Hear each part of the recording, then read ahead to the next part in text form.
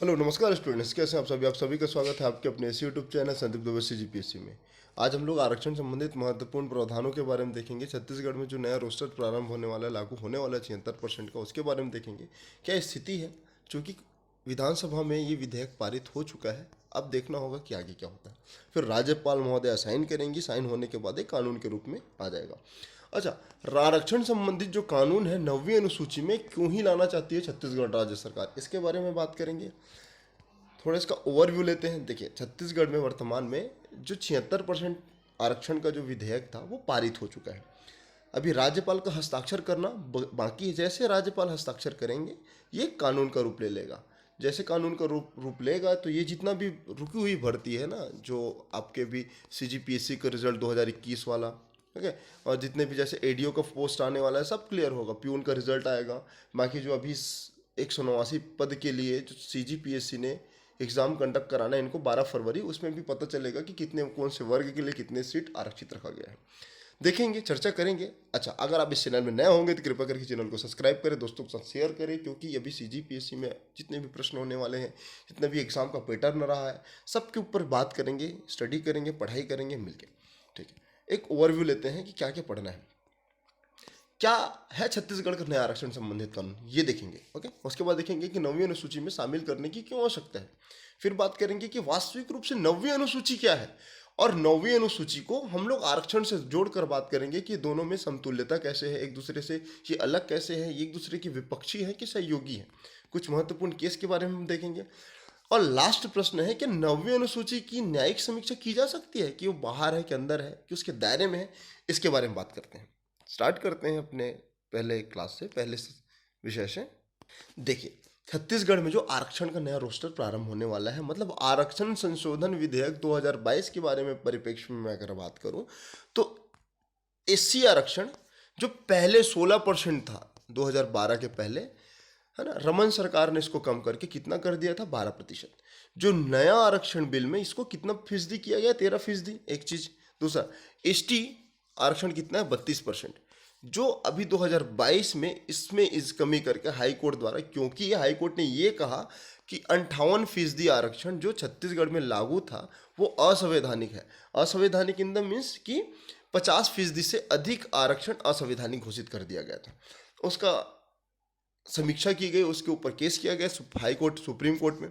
वहाँ से निर्णय आना बाकी रुका हुआ था। तो छत्तीसगढ़ राज्य सरकार ने एक नया रोस्टर जारी किया जो विधानसभा में पेश करके उसको पारित किया। ठीक।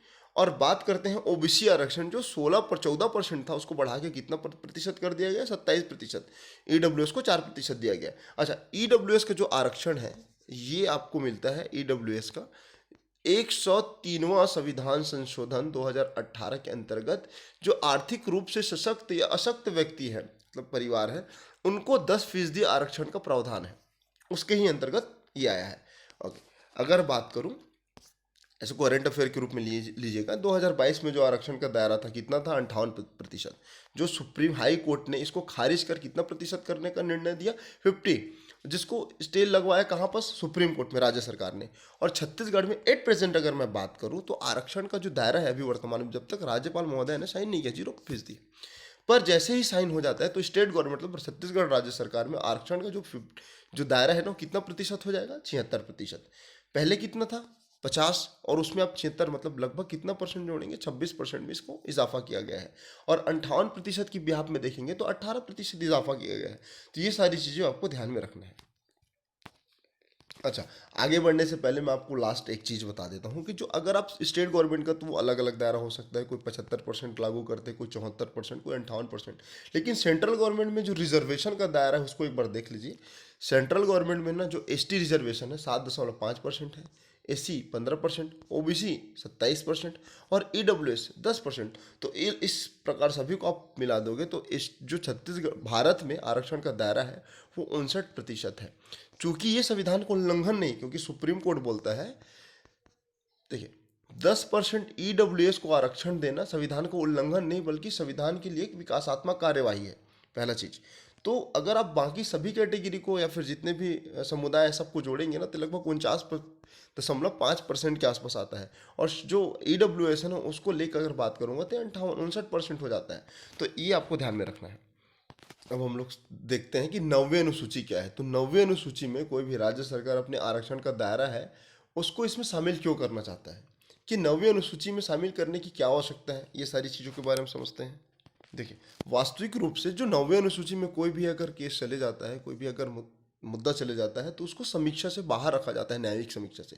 होता क्या था, 1992 के पहले जो स्टेट गवर्नमेंट या सेंट्रल गवर्नमेंट में जो आरक्षण का दायरा था ना, वो कुछ भी था। कहीं 76% रख देते, कोई 80% रख दे रहे हैं, कोई कुछ परसेंट रख दे रहे हैं।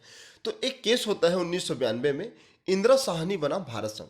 तो इंदिरा साहनी बनाम भारत संघ में जो केस होता है ना, उसमें ये निर्धारित किया जाता है, ये निर्णय लिया जाता है सुप्रीम कोर्ट के द्वारा कि कोई भी आरक्षण का जो दायरा है किसी भी स्टेट गवर्नमेंट में या फिर सेंट्रल गवर्नमेंट में, वो 50% से ज़्यादा नहीं हो सकता। ठीक, तो ये मुद्दा रहता है। इस कारण जो स्टेट या सेंट्रल में जो आरक्षण का दायरा कितना परसेंट रखा गया है, 50%, उसके बाद का असंवैधानिक घोषित कर दिया जाता है। तो 9वीं अनुसूची में अगर कोई भी चीज़ इन्वॉल्व हो जाए, शामिल हो जाए, तो उसकी न्यायिक समीक्षा की गुंजाइश कम हो जाती है। इसी कारण हर राज्य सरकार अपने कोई भी विधेयक के लिए ये समझती है कि उनको 9वीं अनुसूची में उस चीज़ को इन्वॉल्व कर दे, उसमें डाल दे, ताकि चीज़ों की न्यायिक समीक्षा ना हो सके। और यही छत्तीसगढ़ राज्य सरकार भी चाहती है। जो 76% रिजर्वेशन है ना, उसको 9वीं अनुसूची में जैसे ही वो इन्वॉल्व हो जाएगा, डल जाएगा, तो उसमें न्यायिक समीक्षा नहीं होगी, तो निरंतर काल तक बने रहेगा। ये प्रमुख उद्देश्य होता है। अब बात करते हैं कि 9वीं अनुसूची क्या है। तो देखिए, 9वीं अनुसूची से तात्पर्य क्या है, भूमि सुधार से तात्पर्य। देखो, 9वीं अनुसूची क्या है, पहला संविधान संशोधन हुआ था, फर्स्ट संविधान संशोधन। ये होता है 1991 में। 1991 में नाम क्या था कानून का, भूमि सुधार अधिनियम। भूमि सुधार अधिनियम, यही 9वीं अनुसूची है। होता क्या है कि भूमि सुधार से तात्पर्य भूमि स्वामित्व का उचित और न्यायपूर्ण वितरण का सुनिश्चित करना होता है। जब एक जैसे भारत आज़ाद हुआ, तो जितने भी भूमियाँ थी ना, जितने भी जमीन थे, उसके ऊपर कोई उस राज्य सरकार या केंद्र सरकार चाहती थी उसका अधिग्रहण कर ले। और अधिग्रहण जैसे होता था, यहाँ बहुत सारे केस आ जाता था।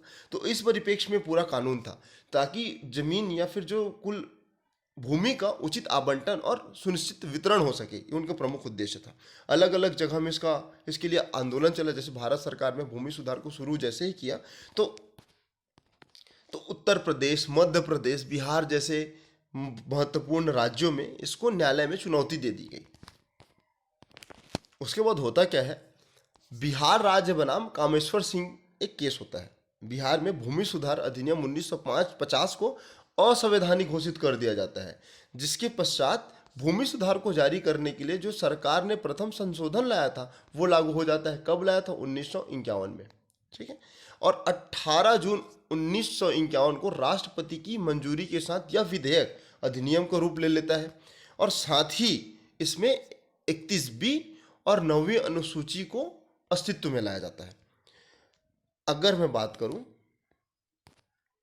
देखिए, कोई भी सरकार चाहती है कि उनका जो भी विधेयक होता है, अधिनियम होता है, या जो कानून बनाते हैं, उनको 9वीं अनुसूची में दर्ज करवा दे, ताकि उनका न्यायिक समीक्षा ना हो सके। प्रारंभ में 9वीं अनुसूची में कुल 15 विषय थे, जो वर्तमान में कितने हैं, 284। ठीक, अच्छा, साथ ही आपको ये चीज़ जानने की आवश्यकता है कि जो जो संपत्ति का अधिकार था, संपत्ति का अधिकार पहले मौलिक अधिकार के अंतर्गत आता था। आर्टिकल नंबर 19F के अंतर्गत आता था, जो अंततः 1978 को 44वें संविधान संशोधन के अंतर्गत इसको कहाँ ले गया, विधिक अधिकार मतलब 300A के अंतर्गत इसको शामिल कर दिया गया। तो संपत्ति का अधिकार भी भूमि सुधार अधिनियम का एक प्रकार से उल्लंघन कर रहा था।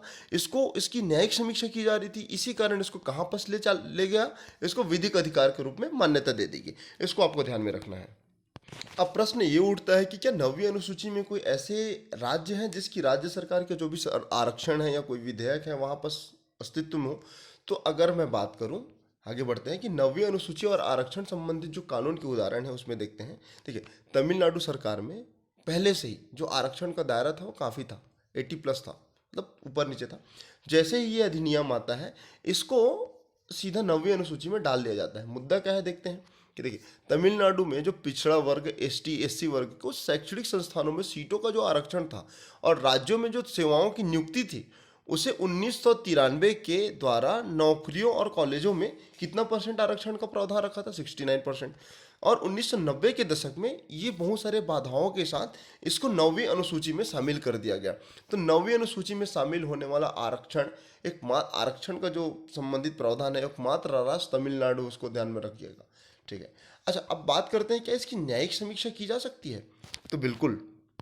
तो अगर मैं बात करूं क्या समीक्षा के दायरे से 9वीं अनुसूची को बाहर रखा गया है कि अंदर रखा गया है, तो आपको एक चीज ध्यान रखना है कि जो केशवानंद भारती बनाम भारत केरल राज्य था, जो 1973 में केस हुआ था, उसमें यह बोला गया है यदि कोई भी कानून मौलिक अधिकार या संविधान के मूल ढांचे का उल्लंघन करता है तो उसकी भी न्यायिक समीक्षा की जा सकती है। ठीक।